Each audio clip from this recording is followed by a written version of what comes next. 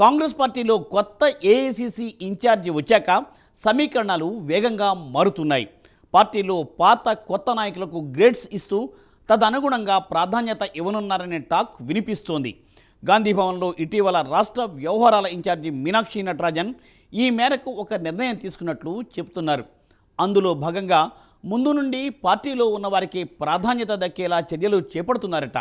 త్వరలో జిల్లాలకు ప్రత్యేక కమిటీలతోనే ఈ ప్రక్రియ స్టార్ట్ అవుతుంది అంటున్నారు పరిశీలకులు.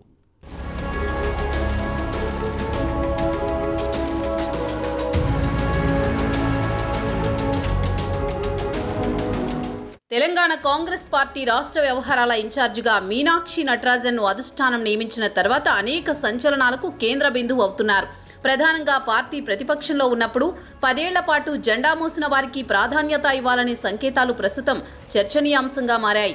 ఈ క్రమంలో ముందు నుంచి పార్టీలో ఉన్న నాయకులు, కార్యకర్తలు హర్షం వ్యక్తం చేస్తుండగా మధ్యలో వచ్చిన వారికి ఇది మింగుడు పడని వ్యవహారంలా మారిందట. దీంతో ఏం జరుగుతుందో చూద్దామనే భావనలో ఉన్నారట వారంతా.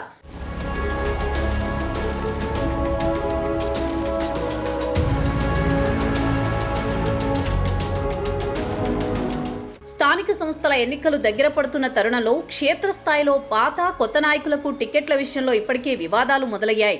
వాటిని చక్కబెట్టడానికి మీనాక్షి నటరాజన్ నేతలకు గ్రేడింగ్ ఫార్ములా తెరమీదకు తెస్తున్నారట.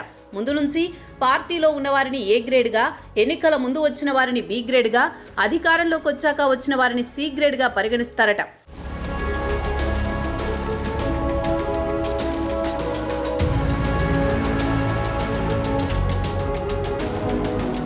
ఇటీవల ఆదిలాబాద్ పార్లమెంటుకు సంబంధించి సమావేశం గాంధీభవన్లో నిర్వహించగా అది వాడివేడిగా సాగినట్టు మీటింగ్కు హాజరైన వారంటున్నారు.